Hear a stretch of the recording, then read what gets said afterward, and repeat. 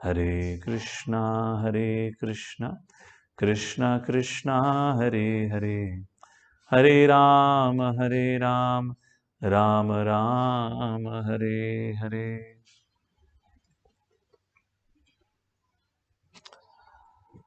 ओम नमो भगवते वासुदेवाय। ओम नमो भगवते वासुदेवाय। ओम नमो भगवते वासुदेवाय। नारायणं नमस्कृत्य नरं चैव नरोत्तमं देवीं सरस्वतीं व्यासं ततो जयमुदीरयत्। नष्टप्रायेषु भद्रेषु नित्यं भागवतसेवया भगवती उत्तमा श्लोके भक्ते भवति नैष्ठकी। कृष्णाय वासुदेवाय देवकी नन्दनाय च नन्दगोपकुमाराय गोविन्दाय नमो नमः। हरे Krishna. Is sound okay? Original sound taken care? All right. हरे कृष्णा। तो हम आप सभी का स्वागत करते हैं आज प्रातःकालीन श्रीमद् भागवतम कक्षा में। हम श्रीमद् भागवतम पहले स्कंद और 8वें अध्याय के आखिरी सेक्शन में हैं और आज के सत्र में चैप्टर 9 भी शुरू करेंगे हम।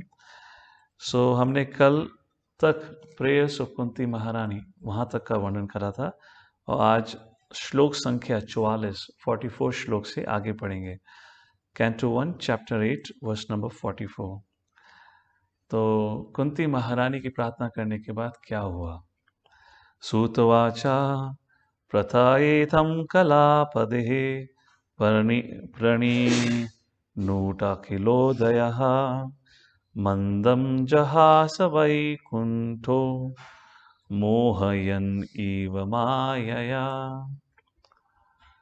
सुत गोस्वामी ने कहा कि भगवान श्री कृष्ण ने कुंती माता कुंती के द्वारा दी गई प्रार्थना प्रेयस को सुना और सुनने के बाद उनको अक्नॉलेज करते हुए एक हल्का सा मुस्कान, मंदम जहास, मंदम मीन्स माइल्डली, जहास का मतलब होता है मुस्कुराना। उस प्रकार से भगवान श्री कृष्ण ने माता कुंती की प्रार्थना का एक प्रकार से संबोधन किया, अक्नॉलेज किया। फिर टेक्स्ट नंबर 45 में वर्णन आता है कि कैसे भगवान श्री कृष्ण हस्तिनापुर में महल में जाते हैं युधिष्ठिर महाराज जो सभी से आज्ञा लेने के लिए कि वो अब द्वारका के लिए जा रहे हैं। ताम बाधम इति उपामंत्र्या प्रविश्य गजसावयं प्रविश्य मतलब एंटर करना। स्त्रियश्चा स्वपुरं यास्यन् प्रेम्णा राज्ञा निवारितः। स्त्रियश्चा स्वपुरं यास्यन् प्रेम्णा राज्ञा निवारितः। और जब युधिष्ठिर महाराज को पता चलता है तो युधिष्ठिर महाराज बड़े प्रेम से भगवान से कहते हैं कि आप मत जाइए। तो प्रभुपाद तात्पर्य में बहुत खूबसूरत पॉइंट लिखते हैं कि माता कुंती ने प्रार्थना करी, फिर भी भगवान श्री कृष्ण जाने को तैयार थे, रुकने को तैयार नहीं थे। पर यहाँ युधिष्ठिर महाराज जैसे ही प्रार्थना करते हैं कि प्रभु आप कुछ समय और रुक जाइए, मुझे आपकी आवश्यकता है, तो भगवान श्री कृष्ण युधिष्ठिर की प्रार्थना को सुनते ही तैयार हो जाते हैं कि हाँ मैं कुछ समय और रुकूंगा। तो ये महाभारत के नज़रिए से क्या चल रहा है, कहाँ का इस समय, ये किस समय की कहानी है, उसको एक बार देख लेते हैं तो आपको समझ आएगा कि महाभारत में कैसे इसका वर्णन हो रहा है। तो युद्ध समाप्त हो चुका है, अश्वत्थामा को दंड दिया जा चुका है, पांडवों के 5 पुत्रों का अश्वत्थामा ने वध किया। उसके बाद अश्वत्थामा ने वो ब्रह्मास्त्र उत्तरा की कोख गर्भ की तरफ छोड़ा, तो भगवान श्री कृष्ण के द्वारा अश्वत्थामा को श्राप मिलता है और उसको दंड मिलता है अर्जुन के द्वारा। वो सारा कांड, वो सारी लीला खत्म हो चुकी है।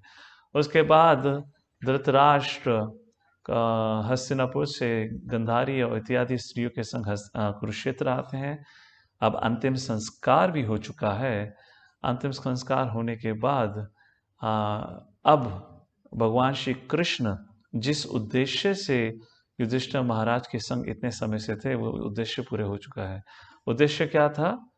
अर्जुन के कहने पे भगवान श्री कृष्ण पांडवों के कैंप में आए थे अर्जुन के सारथी बनने के लिए, और वो युद्ध में सारथी बनना था। युद्ध तो खत्म हो चुका है।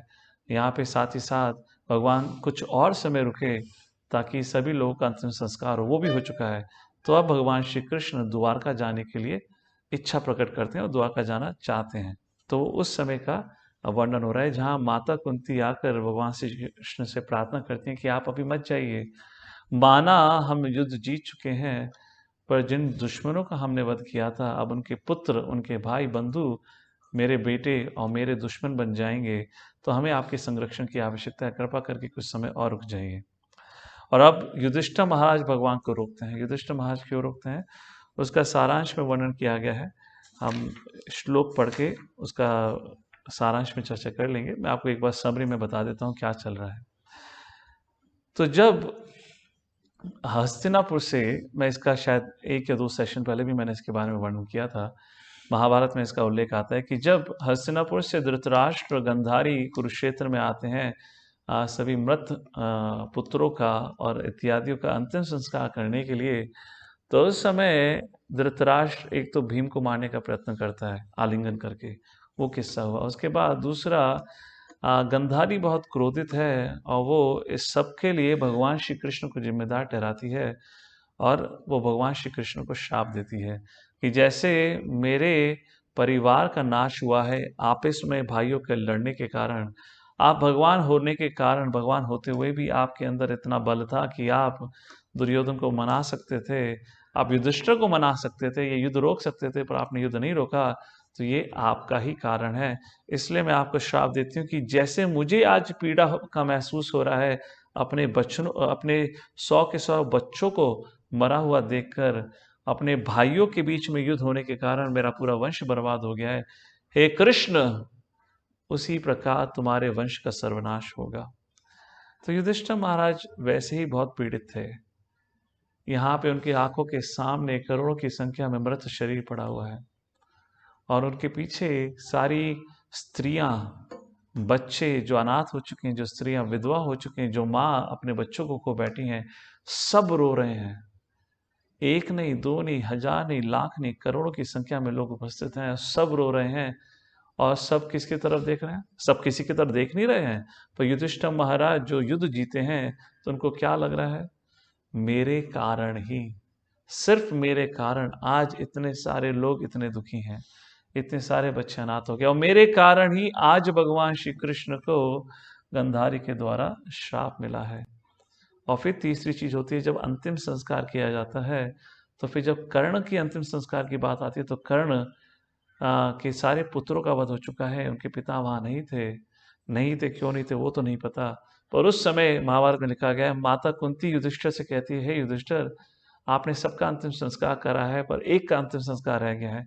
युधिष्ठिर बोलते हैं, हे माता, मैंने तो सारा चेकलिस्ट चेक करा है, सब लोगों का नाम था, जो जो गए थे इस दुनिया से, सबके नाम टिक करके सबका अंतिम संस्कार करा है, आप किसका वर्णन कर रही हैं? तो उस समय माता कुंती युधिष्ठिर महाराज और पांडवों को पहली बार ये रहस्य बताती हैं कि कर्ण उनका ज्येष्ठ भाई है।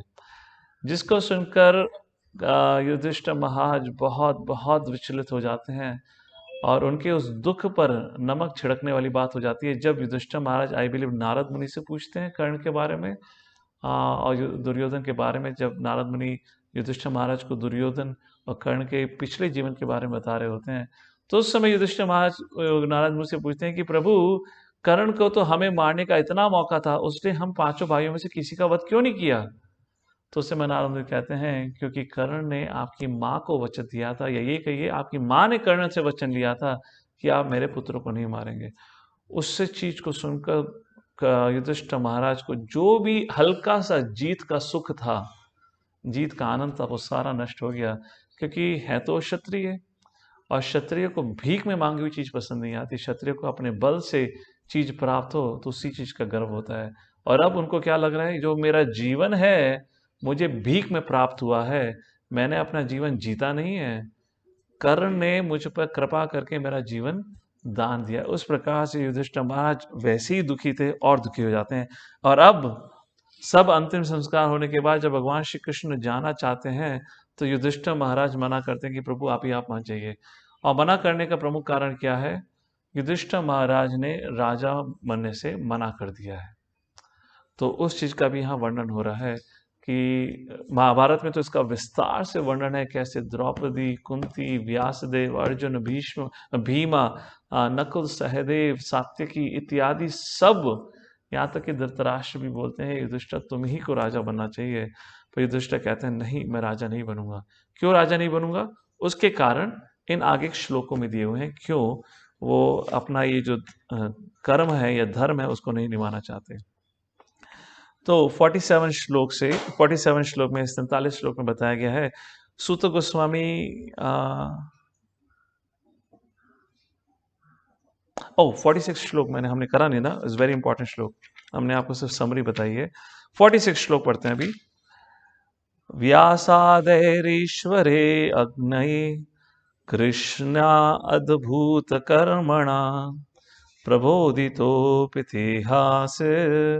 नाबुध्यत सुचार्पितः। बहुत खूबसूरत बात कही है। सूत गोस्वामी कहते हैं कि यहाँ पर बताया गया कि युधिष्ठिर महाराज को कोई भी सांत्वना नहीं दे पाया, कोई भी नहीं शांत कर पाया, वो बहुत बहुत दुखी है अभी भी।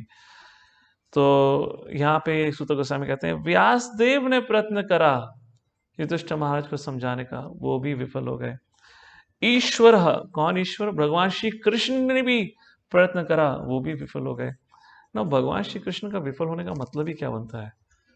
भगवान कैसे विफल हो सकते हैं? तो इसलिए सूत गोस्वामी कहते हैं दूसरी लाइन में, कृष्णेनाद्भुत कर्मणः, कृष्णेन अद्भुत कर्मणा, ये भगवान श्री कृष्ण की बड़ी अद्भुत लीला है, जो परमात्मा के रूप में युधिष्ठिर के मन में बैठे हुए उनको किसी की भी वचनों को स्वीकार करने नहीं दे रहे।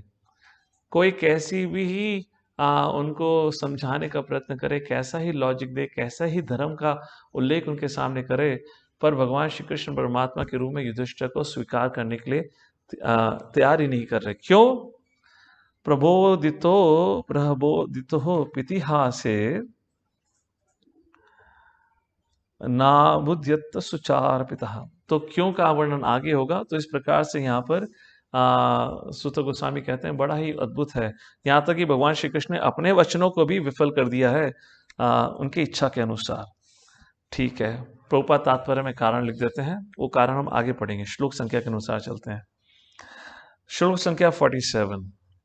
अब युधिष्ठिर, सूत गोस्वामी बताते हैं, इन सब चीजों को सुनने के बाद युधिष्ठिर महाराज भगवान श्री कृष्ण से बोलते हैं, आह राजा धर्मसूतश्चिन्तयन् सुहृदां वदम् प्राकृतानात्मना विप्रा स्नेह मोहावशम गतः। तो सूत गोस्वामी बताते हैं युधिष्ठिर महाराज स्नेह मोह वशम, स्नेह मोह अपने सगे संबंधियों भाईजनों के स्नेह के चक्कर में पड़कर इस कारण वो एक साधारण व्यक्ति के तरह दुखी हो रहे हैं, जो उनको शोभा नहीं देता। और अब 48वें श्लोक से युधिष्ठिर महाराज बोलना शुरू करते हैं। वो कहते हैं, अहो में पश्यता ज्ञानम हृदि रूधम दुरात्मनः पारक्ष्यस्येव देहस्या भव्यो में अक्षुनीर्हतः। हे प्रभु, मेरी अज्ञानता के कारण, अज्ञानता कैसे? क्योंकि मेरे मन में इतना पाप छुपा हुआ है, उसके कारण, अज्ञानता होने के कारण मैंने अनेक अनेक लोगों का वध करवा दिया। अक्षुहिणीर हता, हता का मतलब मृत्यु, अक्षुहिणीर मतलब अक्षुणी सेना, ह्यूज आर्मी, उसका मेरे कारण वध हुआ। क्यों? Because my heart is full of ignorance. अहो में पश्यति अज्ञानम, मेरे मन के अंदर अज्ञानता होने के कारण मैंने इस प्रकार से दुष्कर्म करे हैं और इतने सारे लोगों को मृत्यु दान दे दी है। टेक्स्ट नंबर 49, युधिष्ठिर महाराज कहते हैं, और उन लोगों में कौन है? बाल द्विजा सुहृन मित्रा पितृ भ्रातृ गुरु द्रुहा, बालक भी हैं। द्विज, ट्वाइस बॉर्न, द्विज में ट्वाइस बॉर्न मतलब ब्राह्मणस लाइक अश्वत्थामास एंड अदर्स। सुरन हमारे वेल विशर्स, मित्र दोस्त, पितृ मतलब पेरेंट्स, भ्रातृ ब्रदर्स लाइक दुर्योधन, गुरु मीन्स द्रोणाचार्य प्रिसेप्टर्स, ध्रुहु, ध्रुहु मतलब मैंने इन सबको इस युद्ध में मरवा दिया। और इसके कारण क्या होगा, युधिष्ठिर महाराज आखिरी 2 लाइन में कहते हैं, नामेस्यान्निरयान् मोक्षो हि अपि वर्ष युतायुत हे आयुत हे। वर्ष मीन्स साल, अयुता मीन्स मिलियंस, आयुत हे being added. In other words, मेरे इन दुष्ट कर्म पाप कर्मों के कारण मुझे मोक्ष तो भूल ही जाओ, मुझे पृथ्वी लोक भी नहीं मिलेगा, मुझे नरक में लाखों लाखों साल के लिए इस दुष्कर्म का दंड भोगना पड़ेगा।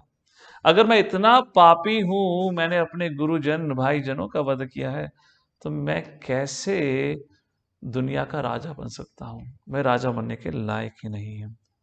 टेक्स्ट नंबर 50 में कहते हैं, हे प्रभु, अगर धर्म के अनुसार अगर युद्ध किया जाए तो वहां पे जो मृत्यु दंड दिया जाता है वो सही होता है, पर यह युद्ध धर्म के अनुसार तो था ही नहीं। क्यों?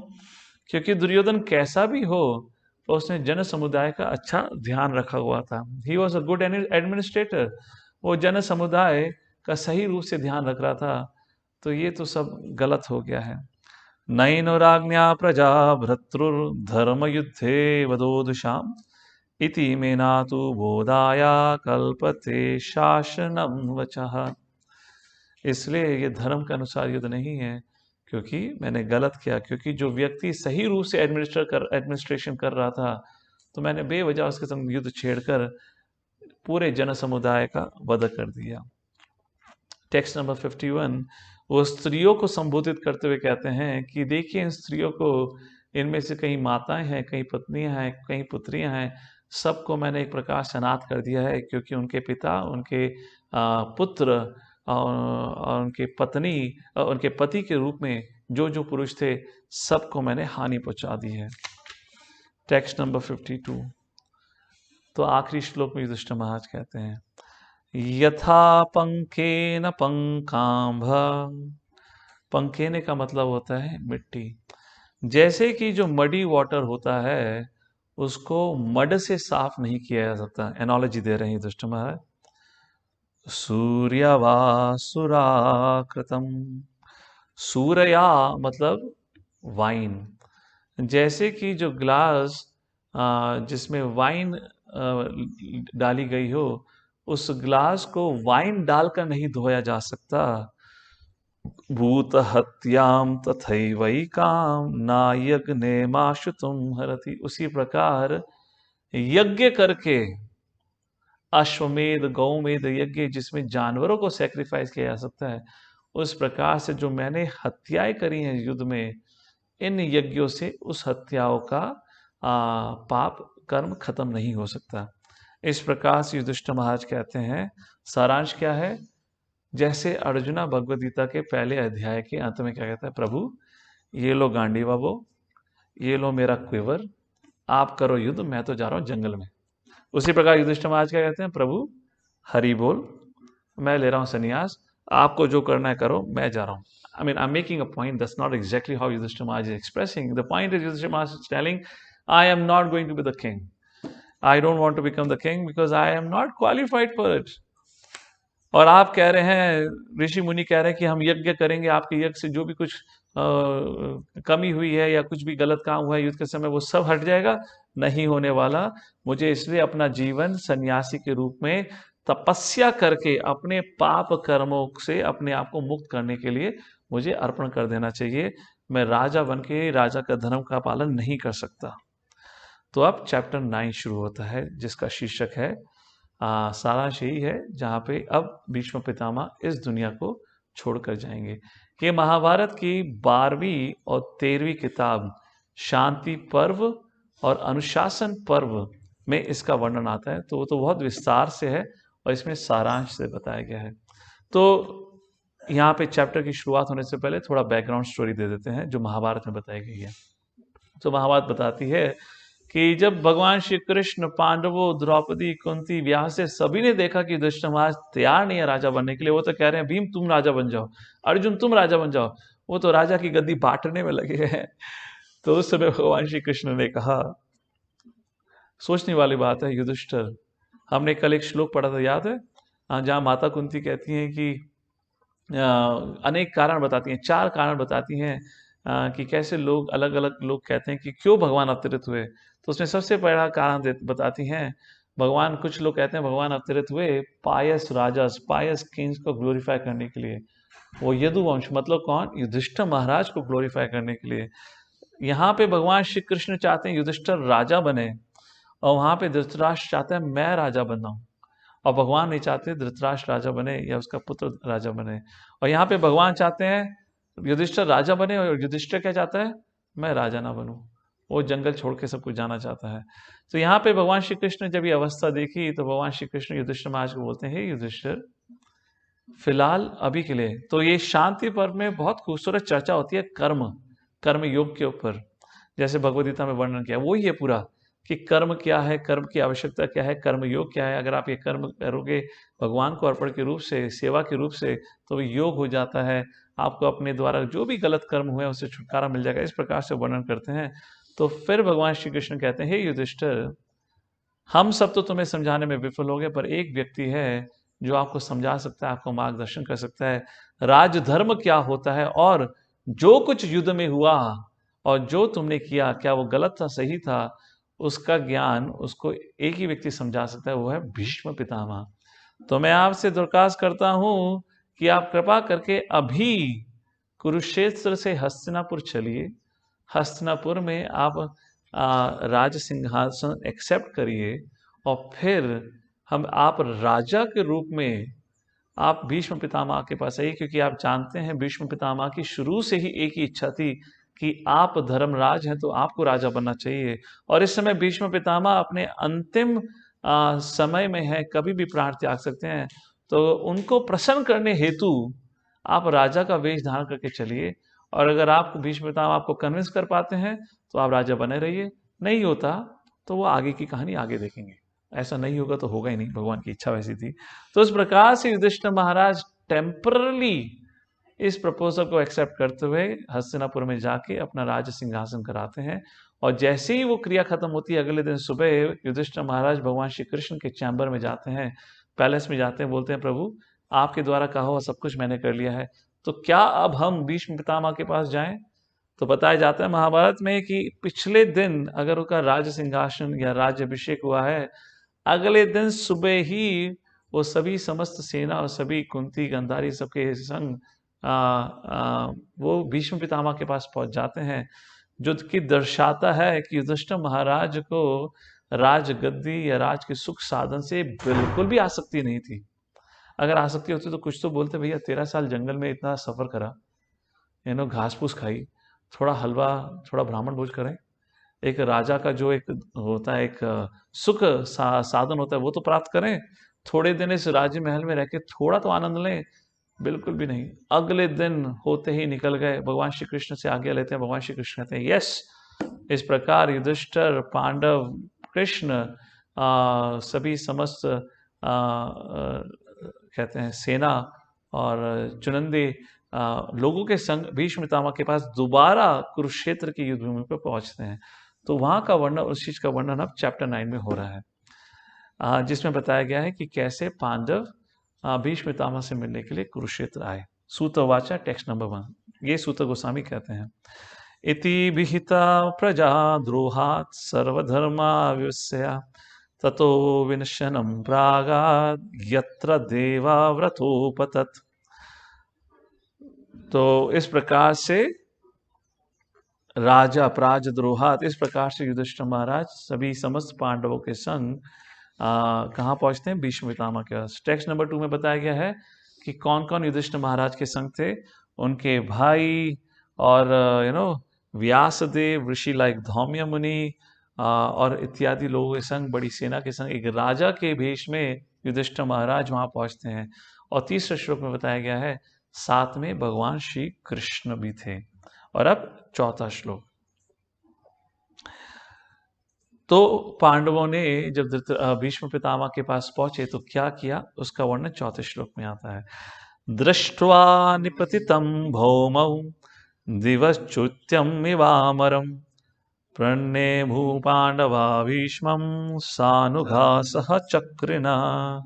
तो जैसे ही सब भीष्म पितामह के पास पहुंचते हैं उनको बाणों की शैया पर लेटा देखकर तुरंत युधिष्ठिर, बाकी पांडव और भगवान श्री कृष्ण अपने रथ से उतरकर उनको प्रणाम करते हैं। Text number 5। तत्र ब्रह्मर्षये सर्वे देवर्षयश्च सत्तमा राजर्षयश्च तत्रासन् द्रष्टुम भरतपुंगवम। तो आप ये मत सोचिए बेचारे भीष्म, आप ये मत सोचिए वो अंतिम काल में है तो सब लोगों ने उनको छोड़ दिया है, त्याग दिया है। वो भगवान के शुद्ध भक्त हैं, मतलब ही नहीं बनता किसी का उनको त्यागने का। तो यहाँ बताया 5वें श्लोक में, उस समय वहां पर पूरे ब्रह्मांड के सभी प्रसिद्ध, जिनका नाम आप जानते होंगे, जिनका नाम आप नहीं भी जानते होंगे, वो सभी ऋषि मुनि, सभी समस्त भक्तगण भीष्म पितामह के समीप आकर खड़े हुए हैं, क्योंकि अब बहुत ही महत्वपूर्ण चर्चा होने वाली है। तो टेक्स्ट 6 और 7 में उन कुछ सेजेस के नाम बताए गए हैं। कौन सेजेस हैं? पार्वत मुनि, नारद मुनि, धौम्या, भगवान बादरायण मतलब व्यासदेव, बृहदश्व भरद्वाज, रेणुक शिष्यों मतलब अपने शिष्यों के संग, रेणुका सूत, रेणुका सूत, रेणुका किसकी माँ का नाम था?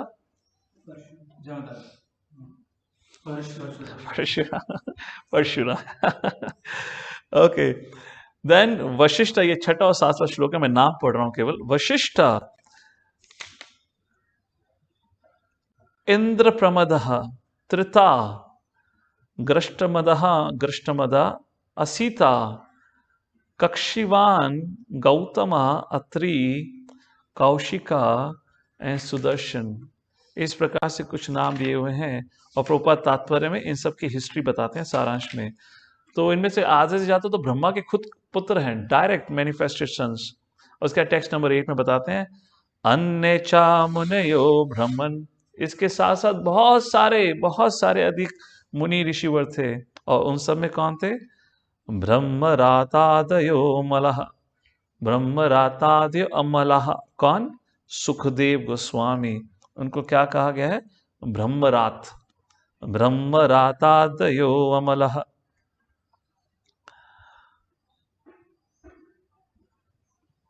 शिष्य रूपेत आजगमु, अपने शिष्यों के संग सुखदेव गोस्वामी भी वहां पहुंचते हैं। कश्यपांगिरा सद्या, उसी प्रकार कश्यप मुनि। कश्यप मुनि कौन है? वो श्रीमद् भागवत में उनका नाम किस लिए आता है? कश्यप मुनि। Great, thank you. Anyone online? Lord कपिला's father, that is Kardama Muni. He was husband of Diti and Aditi. So what is so special with being husband of Diti and Aditi? He was the son-in-law of Daksha. So what is so special being son-in-law of Daksha? Daksha की तो भागवत में पिटाई।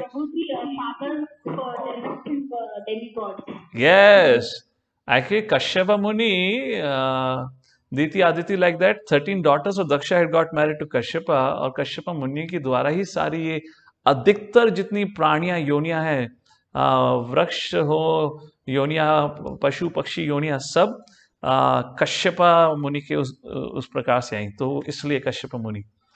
सो यहाँ पर आप देख सकते हैं कितना स्ट्रॉन्ग कम्युनिकेशन सिस्टम था।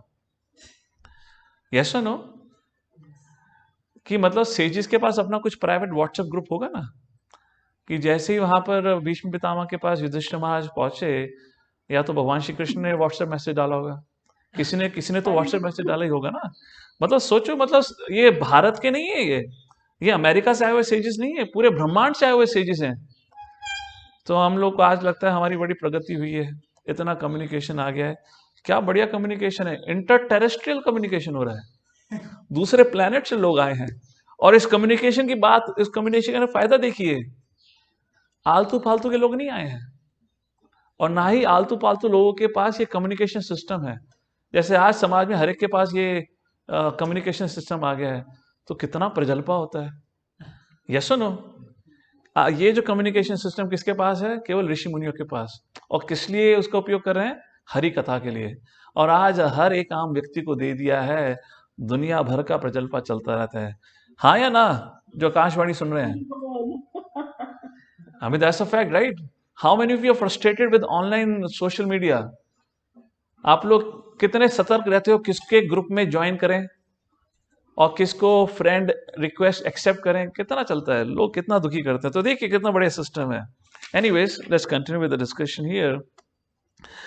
तो जब युधिष्ठिर और पांडव भीष्म पितामह के सामने जाते हैं तो उन्होंने आदर सम्मान किया, क्योंकि भीष्म पितामह सब में सर्वश्रेष्ठ हैं। पर अभी तो सर्वश्रेष्ठ के भी सर्वश्रेष्ठ आ रहे हैं। भीष्म पितामह तो कलयुग द्वापर युग में जन्मे थे ना, अभी तो सतयुग, सतयुग क्या, सतयुग के पहले से आ रहे हैं। जब ये ब्रह्मांड का निर्माण हुआ तब नारद मुनि, कर्दम मुनि, ये सब तो तब जन्मे थे ना। वो सब ऋषि मुनिवर आ रहे हैं। तो अब किसको आदर सम्मान करना है? अभी भीष्म पितामह को आदर सम्मान करना पड़ेगा, हाँ या ना? तो 9वें श्लोक में सूत गोस्वामी बताते हैं कि भीष्म पितामह, अभी होस्ट कौन है? Who is the host of the event right now? अभी जो कृष्ण कथा होने वाली है उसका होस्ट कौन है? किसके घर पे गए हैं सब लोग? पांडव के घर पे नहीं, भीष्म पितामह से मिलने गए। तो होस्ट कौन है? भीष्म पितामह। अभी भीष्म पितामह कहां बैठे हुए हैं? बैठे तो हुए नहीं ना, लेटे हुए हैं। और कैसे लेटे हुए हैं? लेट गए तो लेट गए, अब उठ नहीं सकते। तो ऐसी परिस्थिति में आप कैसा गेस्ट रिसेप्शन करोगे? तो भीष्म पितामह सिखाते हैं कैसे गेस्ट रिसेप्शन करना चाहिए। Text number 9। तान सम्मितान महाभागान उपलभ्य वसुतम महा पूजयामास धर्मज्ञो देश काला विभागवत। सो यहाँ बताते हैं सूत गोस्वामी, देश काल परिस्थिति के अनुसार भीष्म पितामह सभी आए हुए गेस्ट्स, क्या कहेंगे, अतिथियों का आदर सम्मान करते हैं। तो कैसे आदर सम्मान करना चाहिए? अपने शरीर से, अपने वचनों से, यस। सो हम कैसे किसी का भी आदर सम्मान कर सकते हैं? अगर आपकी क्षमता है तो एटलीस्ट उनके लिए अच्छा पकवान बना सकते हैं, उनको कुछ तोहफा दे सकते हैं। नहीं, कुछ नहीं, बहुत गरीब हैं तो कम से कम उनको बैठने के लिए एक आसन दीजिए, उनको पीने के लिए पानी दीजिए, उसमें तो कोई भी खर्चा नहीं होता। अगर उतना भी नहीं कर सकते, क्योंकि भीष्म पितामह तो अभी ये नहीं कर सकते, तो भीष्म पितामह क्या कर सकते हैं?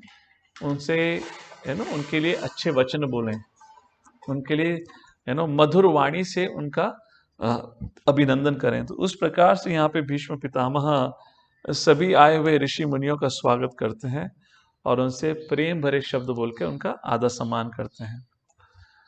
Text number 10। और अब भीष्म पितामह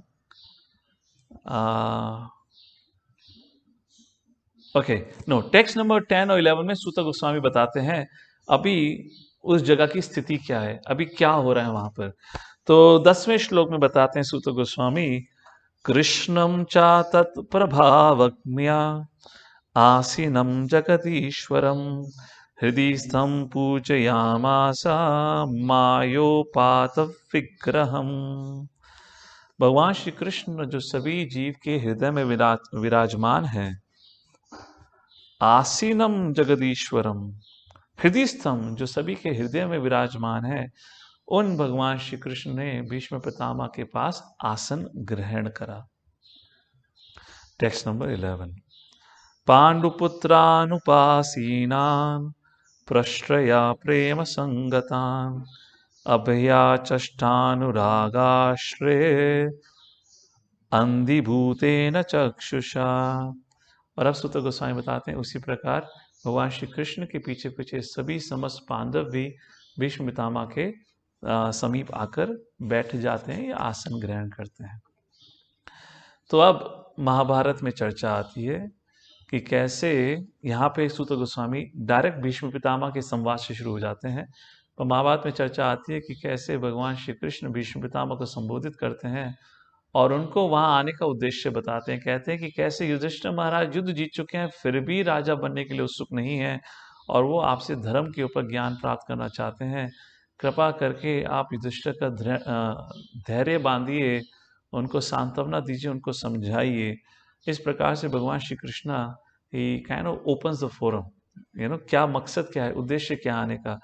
तो तब ये जानकर भीष्म पितामह 12वें श्लोक से बोलना शुरू करते हैं।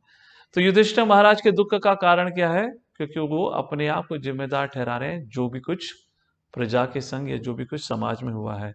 तो उस संदर्भ में भीष्म पितामह अभी वर्णन करना शुरू करते हैं, हे युधिष्ठिर, आपके संग बहुत बुरा हुआ है, बहुत अन्याय हुआ है। Very very important section. I would say this is my little reflection. हमारी आज की परिस्थिति या जीवन जीने के लिए ये जो आने वाले कुछ श्लोक हैं बहुत महत्वपूर्ण है। क्यों महत्वपूर्ण है? क्योंकि यहाँ पे भीष्म पितामह युधिष्ठिर के आए हुए जीवन पे जो कष्ट हैं, जीवन में आए हुए कष्टों का वर्णन करते हुए कहते हैं कि हे युधिष्ठिर, हे पांडवों, आप लोगों ने बहुत कष्ट झेला और हम उस कष्ट को कैसे झेल सकें, उसके प्रति हमारा क्या रिस्पॉन्स होना चाहिए, क्या रिएक्शन होना चाहिए, उसका वर्णन यहाँ पे भीष्म पितामह करते हैं। तो आप में से कितने लोग इस चीज़ को समझते हैं या मानते हैं कि आ, कष्ट तो हमारे जीवन में निरंतर बना रहता है, हाँ या ना, किसी ना किसी चीज़ को लेकर। तो उस प्रकार ये जो कॉन्टेक्स्ट है, ये जो कॉन्वर्जेशन है, बहुत महत्वपूर्ण हो जाती है। मैं तो कहूँगा कुछ लोगों को ये कुछ श्लोक डेली पढ़ने चाहिए ताकि उनको पता रहे कि जो मेरे आज के दिन में आने वाले कष्ट हैं मैं उसका सामना कैसे कर सकूं। क्योंकि जैसे ही जीवन में कष्ट आते हैं तो कुछ लोग डिप्रेस्ड हो जाते हैं, कुछ लोग रोने लगते हैं, कुछ लोग दूसरों में दोष निकालने लगते हैं, और कुछ लोग जो पायस होते हैं बट अज्ञानता में होते हैं, जैसे कि गंधारी अपने पुत्रों के वध के लिए किसको जिम्मेदार ठहराती हैं? भगवान को। She was pious, she is a chaste lady, but फिर भी उनको भगवान के बारे में सही रूप से ज्ञान ना होने के कारण, भक्ति ना होने के कारण वो ज्ञान भगवान को जिम्मेदार ठहरा देती हैं। अपने बच्चों के द्वारा किए हुए दुष्कर्म को भुलाकर भगवान को जिम्मेदार ठहरा देते। उसी प्रकार कई बार हम लोग भी भगवान को जिम्मेदार ठहरा देते हैं, भगवान को या किसी और को, अन्यथा अलग अलग एक्सक्यूजेस निकालते हैं। तो देखते हैं क्या कहते हैं भीष्म पितामह, हमें कठिन परिस्थितियों का सामना कैसे करना चाहिए। Text number 12। Okay, we have time. अहो कष्टम अहो अन्यायम। भीष्म पितामह कहते हैं, हे युधिष्ठिर, हे पांडवों, हे कुंती, बहुत कष्ट झेलने पड़े। अहो अन्यायम, आप लोगों के संग बहुत अन्याय हुआ। यद यूयम धर्म नंदनाः, अहो कष्टम अहो अन्यायम यद यूयम धर्म नंदनः। यद यूयम मीन्स आप लोगों के संग धर्म नंदनः, you are the sons of religion personified, आप लोग तो बहुत पायस रहे हो। जीवितुम नार्हत क्लिष्टम विप्रधर्माच्युताश्रयः। जीवितुम ना अर्हत, ना अर्हत मीन्स आप डिजर्व नहीं करते थे। क्या? क्लिष्टम, कलेश, आपके जीवन में कलेश आने का कोई मतलब ही नहीं बनता। क्यों? धर्म अच्युत आश्रय, आपने किसका आश्रय लिया हुआ है? धर्म का, और अच्युत मतलब भगवान का। इन द वर्ड्स आश्रय, तो आप तो समय सदैव धर्म और भगवान के द्वारा प्रोटेक्टेड रहे हो, फिर भी आपके जीवन में इतने प्रकार के कठिनाई आई, ये बहुत ही सरप्राइजिंग है। Text number 13। फिर माता कुंती को संबोधित करते हुए भीष्म पितामह कहते हैं, ये बेचारी कुंती, आजीवन उसने कष्ट झेला। समसिते तीरथे पांडहु, समसिते अतिरथे पांडु, अतिरथे मतलब अतिरथ, ग्रेट जनरल। कौन? पांडु। समसिते, उनके डिमाइज, उनकी मृत्यु के बाद। तो पांडु की मृत्यु का वर्णन करते हुए कहते हैं भीष्म पितामह, प्रथबाला प्रजा वधु, वधु मतलब मेरी डॉटर इन लॉ, मेरी जो बहू है। प्रथा, कौन? प्रथा। बाल प्रजा, अपने अनाथ बच्चों के संग अकेली रह गई। बाल प्रजा मतलब बच्चे, बाल बालक, प्रजा मीन्स 5 बच्चे। युष्मत् कृते बहुन क्लेशान प्राप्त टोकवती मुहु, और उस बेचारी को युष्मात कृते, तुम लोगों के कृतों के कारण, कर्मों के कारण इस बेचारी कुंती को आगे जीवन में और बड़ी कठिनाइयां झेलनी पड़ी। तो भीष्म पितामह इस प्रकार से कहते हैं कि कुंती के जीवन में बहुत कष्ट रहा, आपके आने से पहले और आपके जन्म के बाद भी पूरा जीवन भर कष्ट ही रहा। तो टेक्स्ट नंबर 14। कष्ट का कारण क्या है? तो याद दिलाते हैं आपके सब जीवन में बहुत कष्ट रहा है, तो उस कष्ट का कारण क्या है? भीष्म पितामह कहते हैं सर्वम काल कृतम मन्ये। ओके, भीष्म पितामह के कहने से पहले मैं आप लोगों से प्रश्न पूछता हूं। प्रश्न क्या है? अगर किसी व्यक्ति के जीवन में बहुत कष्ट आ रहे हैं तो आपके अनुसार उस कष्टों का कौन जिम्मेदार है? कौन उसके व्यक्ति के जीवन में कष्ट ला रहा है? आपके अनुसार क्या जवाब है उसका? Yes, okay. कोई जो ऑनलाइन है आप में से कोई बताना चाहता है? अगर आप सामने किसी व्यक्ति को बड़े कष्ट में देखते हैं तो आपके अनुसार कौन जिम्मेदार है? आई हाँ, दैट हरे कृष्णा। अपने खुद के कर्म प्रभु जी। यस, अपने खुद के कर्म, करेक्ट। नाउ यहां पे भीष्म पितामह कह रहे हैं, पांडवों को कह रहे हैं उनके कर्म नहीं है। देखते हैं क्या कहते हैं। भीष्म पितामह किसी और को जिम्मेदार ठहरा रहे हैं, और क्या कहते हैं भीष्म पितामह? सर्वम काल कृतम, माने भीष्म पिता कहते हैं ये सब कुछ जो तुम्हारे संग हुआ है काल के प्रकोप में हुआ है, काल इसके लिए जिम्मेदार है। भवताम च यद अप्रिय, भवताम जो घटा है, क्या घटा है? अप्रिया, जो दुर्घटनाएं घटी हैं। सपालो यद वशेलो को वायुरीवा घनावली, और एनालॉजी देते बताते हैं वायुर इव घनाली, जैसे हवा का झोंका बादलों को लेकर चला जाता है, वैसे ही सपालो यद वशेलो को, ये सारी दुनिया और दुनिया के राजा सब काल के प्रभाव में, कोई उससे मुक्त नहीं है। तो यहां पर भीष्म पितामह आपके नजरिए से कर्म और भीष्म पितामह काल कह रहे हैं, अंतर क्या है? भीष्म पितामह क्यों कह रहे हैं युधिष्ठिर महाराज पांडवों और कुंती के संग जो भी दुर्घटना घटी है, अप्रियम जो भी ऐसे घटना घटी है, वो सब काल के कारण है, कर्म के कारण नहीं है। आप कहते हैं कर्म, भीष्म पितामह कहते हैं काल, तो कौन सही है भाई? ऑफ कोर्स भीष्म पितामह सही है, पर क्यों सही है? मेरा मतलब ये, एनी थॉट्स? हरे कृष्ण प्रभु जी, क्योंकि काल स्वयं परमात्मा ही है, ईश्वर, और जो भी कुछ हो रहा है सब उनकी इच्छा से ही हो रहा है। अधर्म पर उनका जो भी रिलीजियस पर्सन है उनको सबको खत्म करने के लिए ही ये करा गया है। तो काल स्वयं परमात्मा ही है और इसलिए हुआ। ठीक है, गुड पॉइंट। तो मेरा आपसे दूसरा प्रश्न है, आप अभी किसी व्यक्ति को दुखी देखते हैं, उसके जीवन में कष्ट देखते हैं, तो वो भगवान की इच्छा है जैसे आपने बताया अभी, या उसके कर्म का फल है?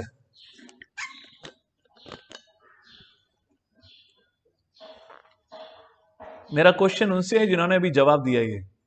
हाँ, हरे कृष्णा प्रभु जी, कर्म तो है ही है प्रभु जी, बिना कर्म के, क्योंकि नो, कर्म है, करेक्ट, कर्म है। तो यहाँ पे तो भीष्म पितामह कर्म कह ही नहीं रहे, भीष्म पितामह कह रहे हैं काल, काल जिम्मेदार है। काल जिम्मेदार का मतलब क्या? वो भगवान जिम्मेदार है, राइट और नो? कृष्ण से कालोस्मी, कृष्ण से आई एम काल, आई एम टाइम, तो इसका मतलब भगवान जिम्मेदार है। पर किसी साधारण व्यक्ति के जीवन में सुख दुख आता है तो भगवान श्री कृष्ण भगवद गीता में साफ साफ कहते हैं भैया मुझे कुछ लेना देना नहीं है, तुम्हारी लीला तुम जानो, अच्छी लीला करोगे तो अच्छा फल मिलेगा, गलत कर्म करोगे तो पनिशमेंट मिलेगा। Prove these are devotees of the Lord. That's why karma is not. Okay, good. है प्रभु जी, बेसिकली उसकी जो भी अगर गलत काम करता है तो उसकी फ्री विल है। भगवान ने हर एक के अंदर फ्री विल दी है कि अच्छा या बुरा, वो एक साक्षी भाव में, एक परमात्मा के रूप में हमारे अंदर है। तो गलत करना या सही करना, वो उसमें कोई भी इंटरफेरेंस नहीं करते, क्योंकि उन्होंने हम सबसे फ्री विल दी है। करेक्ट। तो पांडवों के संदर्भ में काल क्यों बताया गया है भगवान? और यहाँ पे हम किसी को अगर कल कुछ कर्म के अनुसार या कल कुछ कठिनाइयों में देखेंगे तो भगवद गीता की फिलॉसफी ये नहीं कहती कि वो काल के अनुसार है, वो तो कहती है कर्म के अनुसार है। आप भी कर्म के हिसाब से कह रहे हो, तो भगवान यहाँ पे भीष्म पितामह पांडवों के केस में भगवान को क्यों ला रहे हैं, कर्म क्यों नहीं कह रहे? क्योंकि वो ये सारे जो ओके माता जी कंटिन्यू। तो प्रभु जी, माय अंडरस्टैंडिंग इज दैट ये सारे जो है पांडवाज और कुंती, मतलब they descended, they are eternal states of the Lord, so they have no past karma. Yes, that's the only point I was looking at. That's the point. अरे उनके कर्म होने का मतलब ही क्या है? They are pure devotees of the Lord. Now, just a ramification on Mother Prachi's comment here. because they are pure devotees and all that. Correct. The point is, even somebody in this lifetime becomes a pure devotee regardless of what we have done in the past. हमने पिछले जीवन में क्या करा है या अभी भक्त बनने से पहले पहले क्या करा है, कभी भी किसी भी समय अगर व्यक्ति भगवान की शरण लेता है, भक्त बनता है, तो कर्मों का प्रकोप बहुत कम हो जाता है. यस, जब तक हम पूरे शुद्ध भक्त नहीं बनते तो थोड़ा कर्मों का प्रभाव रहता है, ताकि हम भौतिक जीवन में सतर्क रहें और दोबारा भौतिक चीजों में की आसक्ति में ना पड़ जाएं. पर पांडवों के केस में जो शुद्ध भक्त हैं, जो शास्त्र कहता है वो शुद्ध भक्त हैं, सभी उनको शुद्ध भक्त मानते हैं, सभी आचार्य वर्ग, उनके लिए तो कर्म होने का मतलब ही नहीं बनता है. तो इसलिए कहा गया है, भीष्म पितामह कह रहे हैं, काल कृतम मन्ये, मतलब सब भगवान की इच्छा है. तो युधिष्ठिर महाराज, भगवान की इच्छा को समझो, आगे बढ़ो. अपने आप को जिम्मेदार ठहराने का मतलब ही नहीं है. You are just an instrument. जैसे भगवान श्री कृष्ण भगवद गीता में कहते हैं 11वें अध्याय में, निमित्त मात्रम सव्यसाची, हे सव्यसाची, बिकम अ निमित्त मात्रम, बिकम एन इंस्ट्रूमेंट. सो प्रभुपाद बहुत खूबसूरत बात लिखते हैं पर्पट में, जहां पे 3 गाइडिंग प्रिंसिपल्स के रूप में बताते हैं कि अगर व्यक्ति अपने जीवन के इन 3 चीजों का ध्यान रखे, तो अगर उसके जीवन में कभी कठिनाइयां आती है तो उसको परेशान नहीं होना चाहिए, क्योंकि उसको समझ जाना चाहिए अगर वो इन 3 चीजों के अनुसार जीवन व्यतीत कर रहा है तो उसके जीवन में जो कठिनाई आई हैं वो भगवान के द्वारा दी हुई हैं. और भगवान क्यों कठिनाई देते हैं उसका वर्णन आप थोड़ी ही देर में आगे करेंगे. तो प्रभुपाद तात्पर्य में लिखते हैं, even the most pious, these three guiding principles, yes. No, sorry. Yes, these 3 guiding principles क्या हैं? These 3 guiding, so these are the 5th last line from the purport, should be the aim of life. What should be the aim of life? One should not be disturbed by the tricks of eternal time. No, wait a second. Prior to this, please go to text number 12. Text number 12 के 5th last line से पढ़ेंगे. As long as a person, तो यहाँ पे 3 guiding principles और उसके अनुसार उसका मतलब क्या वो आगे बताया गया है. तो क्या हमारे जीवन में 3 चीज करनी चाहिए. मिल गया 12th verse, 12th purport. As long as a person is fully in cooperation with the wishes of the Lord, first, guided by the Guru, and Guru, Brahmanas, Vaishnavas, and third, he is strictly following religious principles, one has no cause for despondency. Despondency means hopelessness. अब आते हैं श्लोक संख्या 14, उसके तात्पर्य में. तो प्रभुपाद लिखते हैं, these 3 guiding principles should be the aim of life. One should not be disturbed by the tricks of eternal time. Even the great controller of the universe, Brahma, is also under control of time, and therefore one should not grudge being thus controlled by time, despite being a true follower of the religious principle. ये जो 3 चीजें हैं हमें ध्यान रखनी चाहिए. अगर हम पहली बताई हुई 3 चीजों को, इससे पहले भी प्रभुपाद पर्पट में लिखते हैं, a pious man faithful to Lord, guided by bona fide brahmana and following religious principle. अगर हम ऐसा कर रहे हैं तो हमें अपने जीवन में कभी भी निराश होने की आवश्यकता नहीं है, क्योंकि धर्म रक्षति रक्षिति, धर्म रक्षति रक्षितो. जो धर्म का पालन करता है धर्म उसका संरक्षण करता है. इस प्रकार से तो जब okay, we'll describe this more. Let's take 1 or 2 more verses. Okay, up to 17th verse we'll discuss today, and then I'll give you the gist of it. Text number 15. अब आगे भीष्म पितामह क्या कहते हैं, ये काल के अनुसार हुआ है. So भीष्म पितामह कहते हैं, यत्र धर्म सुतो राजा. नाउ तो युधिष्ठिर महाराज सोच सकते हैं, प्रभु ये कैसे आप काल कैसे कह सकते हैं. यहाँ पे धर्मराज, मैंने कोई कभी आज तक गलत कर्म नहीं करा, मेरे पास भीम, अर्जुना, साथ ही साथ भगवान श्री कृष्ण भी हैं, फिर भी हमें सजा भुगतनी पड़ी. यत्र धर्म सुतो राजा गड़पाने रघोदर कृष्णो स्त्री गांडिवम चापम सुहृत कृष्णो ततो विपत. कितना ही ये अद्भुत क्रम है कि आप लोग धर्मराज, युधिष्ठिर, अर्जुन, भीमा और कृष्ण जो जिसके हित हित चाहते हो, उतना कुछ होने के बाद भी किसी के संग बुरा हो, इसका क्या अर्थ है? इसका सिर्फ एक ही अर्थ है। क्या अर्थ है? वो 16वें श्लोक में बताते हैं। सिर्फ इसका एक ही सारांश है। मतलब अगर एक भक्त के जीवन में जो गुरु के आश्रय में जी रहा हो, गुरु के आश्रय नॉट आश्रम, जो गुरु के आश्रय में अपना जीवन व्यतीत कर रहा हो, जो रिलीजियस धर्म का पालन करता हो और जिसने भगवान की पूर्ण रूप से शरण ले रखी हो, अगर उसके जीवन में कठिनाइयां आती हैं तो उसको समझ जाना चाहिए। क्या समझ जाना चाहिए? टेक्स्ट नंबर 16, ना ही अस्य करिचिद राजन पुमान वेद विदिस्सितम यद विजिज्ञासया युक्ता मुह्यन्ति कवयोपि ही। क्या समझ जाना चाहिए? कि this is all is the plan of the Lord. और भगवान के प्लान को समझना बहुत ही मुश्किल है। ना ही अस्य करिचिद राजन पुमान वेद विदिस्सितम, जो वेदों में निपुण हैं, जो धर्मराज राज ऋषि हैं, कोई कितना ही महान क्यों ना व्यक्ति हो, वो भगवान की इच्छा को नहीं समझ सकता। वो आसान नहीं होता। एंड टेक्स्ट नंबर 17, तो टेक्स्ट नंबर 16 के पर्पट में उसी बात का वर्णन किया गया। प्रभुपाद बीच में लिखते हैं, the best policy is to simply abide by the orders of the Lord without argument. The sufferings of the Pandavas were never due to their past deeds. The Lord had to execute the plan of establishing the kingdom. So ये जो सब कुछ पांडवों के संग हुआ, वो भगवान की इच्छा के अनुसार ही हुआ।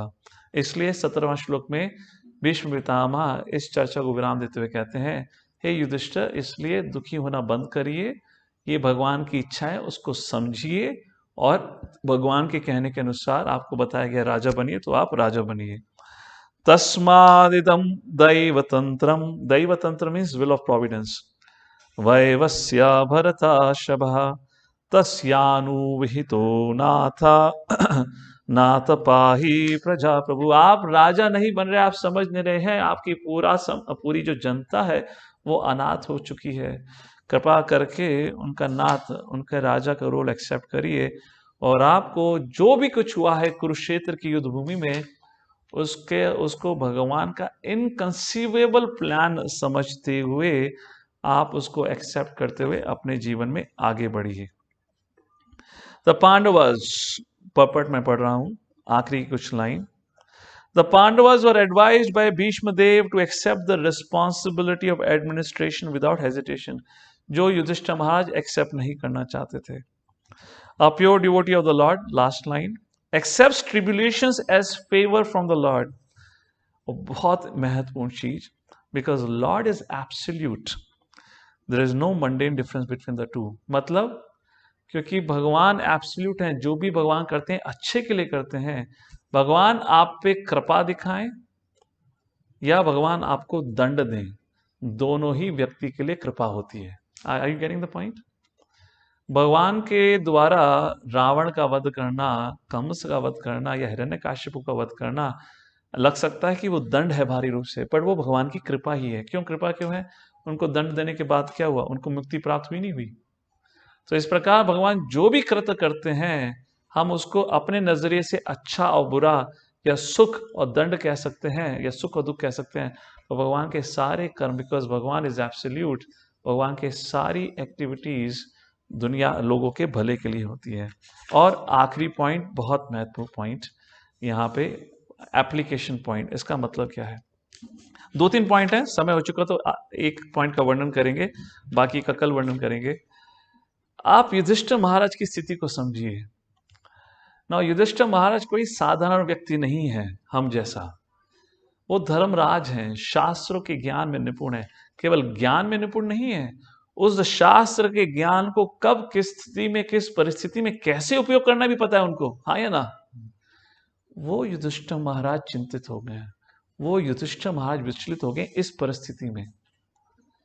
जस्ट लाइक जब हमारे जीवन में परिस्थितियां आती हैं, कठिनाइयां आती हैं, तो हम उस परिस्थिति में इतना अटक जाते हैं कि हम कभी भी, ज्यादातर हम अपने आप को उस परिस्थिति के बाहर नहीं देख पाते, और उस परिस्थिति के बारे में सोच सोच के हम एकदम से एक होपलेसनेस आ जाता है कि कुछ नहीं हो सकता मेरे जीवन में, हम इसके आगे नहीं बढ़ सकते। और जहाँ की दूसरा व्यक्ति जो हमारी स्थिति के बाहर है, हमारी परिस्थितियों के बाहर है, जब हमें उस स्थिति में देखता है तो बोलता है यार कुछ भी तेरे जीवन में कठिनाई नहीं है। जैसे कि मैं ये पर्टिकुलर चीज मैं कई बार लोगों को बोलता हूँ, जब लोग कंप्लेन करते हैं कि मेरे जीवन में इतना दुख है, इतनी परेशानियां हैं, मैंने कहा अगर आपको अपने जीवन में दुख और परेशानियां नजर आ रही हैं तो वो सोचिए जो व्यक्ति इस ठंडी के मौसम में हिंजवाड़ी की चौक पर बिना कंबल के, बिना रजाई या बिना गद्दे के ठंडे फर्श पे दिन रात जो वहां सोता है, बैठता है, उसके जीवन की कठिनाइयों के बारे में सोचिए। सोचिए जिसको 3 टाइम खाने को मिलेगा नहीं मिलेगा उसको नहीं पता, और यहाँ एसी में बैठे हुए लोग कहते हैं मेरे जीवन में बहुत कठिनाई है, बहुत कठिनाई है।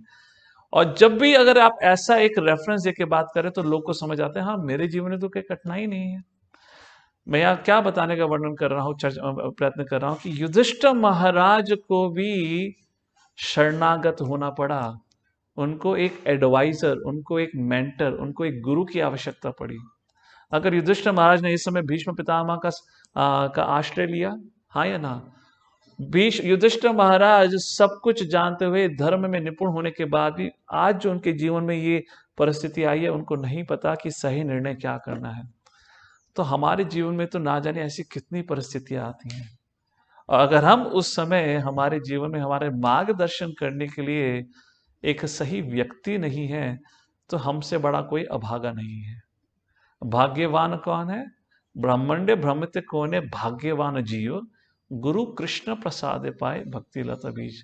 इस दुनिया भर में, इस ब्रह्मांड में, नॉट दुनिया भर, ब्रह्मांड में निरंतर व्यक्ति ऊपर से नीचे कूदता रहता है, भटकता रहता है और दुखी रहता है। सिर्फ उसमें एक ही व्यक्ति भाग्यवान है, कृष्ण प्रसाद पाए, जिसको गुरु की कृपा से कृष्ण की कृपा मिलती है, भक्ति लता बीज मिलती है। गुरु कृष्ण प्रसाद पाए, गुरु के कारण गुरु मिलते हैं, गुरु के कारण कृष्ण की कृपा मिलती है, उसी व्यक्ति को भाग्यवान बताया गया शास्त्र में। तो ये बहुत महत्वपूर्ण है कि हमारे जीवन में भी कठिनाइयां तो सबके जीवन में आती है, हाँ या ना? और आप लोग रिफ्लेक्ट कर सकते हैं, अगर उस समय हमारी कठिनाइयों के समय में अगर हमारे मार्गदर्शन के लिए या हमारे पास कोई ऐसा व्यक्ति था जिससे हम सलाह मशवरा कर सकें, हम जिसका शेल्टर ले सकें, तो आप लोग का सबका एक्सपीरियंस रहा होगा कि जो हमें परिस्थिति बहुत हिमालय के पर्वत जितनी विशाल लग रही थी कि मैं उसको कभी पार नहीं कर पाऊंगा, जैसे ही हमने एक सही व्यक्ति की शरण ली, वो जो इतना बड़ा कठिनाई लग रहा था वो एक छोटा सा बूंद जैसा, बारिश का पानी का जो होता है ना बूंद जितना, उतनी ही कठिनाई रह गई। उस प्रकार यहाँ युधिष्ठिर महाराज जिन्होंने निर्णय ले लिया था वो राजा नहीं बनेंगे। अब जैसे ही भीष्म पितामह से सुनते हैं, समझते हैं कि ये भगवान का ही प्लान है, उनका मन बिल्कुल शांत हो गया। अब वो तुरंत तैयार हो गया राजा बनने के लिए। और अब आगे युधिष्ठिर महाराज भीष्म पितामह से प्रश्न करते हैं, पूछते हैं राजधर्म क्या है, राजधर्म क्या है, मैं राज्य कैसे ढंग से करूं, मैं वर्णाश्रम की स्थापना कैसे करूं। इस प्रकार के विस्तार के रूप में प्रश्न उत्तर होता है, जिसका वर्णन भागवतम में नहीं है, वो महाभारत में है। भागवतम में वर्णन आता है कि किस प्रकार भीष्म पितामह भगवान श्री कृष्ण को संबोधित करते हैं और समस्त लोगों के सामने डिक्लेयर करते हैं कि ये जो कृष्ण है ये ही सर्वश्रेष्ठ भगवान है। उसका वर्णन अब हम कल करेंगे। तो सारांश में आज के इस डिस्कशन से हमने यही देखा कि जैसे पांडवों के जीवन में कठिनाइयां आई, वैसी इस भौतिक दुनिया में सबके जीवन में कठिनाइयां बनी रहती हैं। अगर व्यक्ति भगवान की शरण लेता है, गुरु और भक्तों की शरण लेता है और धर्म का पालन करता है, तो उसको कभी भी निराश होने की आवश्यकता नहीं है, क्योंकि उसको सदैव भगवान, भक्त और धर्म के अनुसार संरक्षण मिलेगा। और दूसरी बात, महत्वपूर्ण बात, कि कैसे युधिष्ठिर महाराज को भी एडवाइजर्स की, काउंसलर्स, मेंटर्स की आवश्यकता थी अपने जीवन में, क्योंकि कुछ ना कुछ ऐसी परिस्थितियां भगवान दे ही देते हैं कि हमें विनम्र बनना ही पड़ता है। तो जैसे कहा है ना, be humble or else be humbled by the material nature, choice is ours. With that will pause here. आप सभी का धन्यवाद। आज एकादशी के इस शुभ पर्व पर आप लोगों ने समय निकाल कर इस भागवतम कक्षा में भाग लिया। Will pause here. Hare Krishna. जगत गुरु श्रील प्रभुपाद की। श्रीमद् भागवतम की जय। जो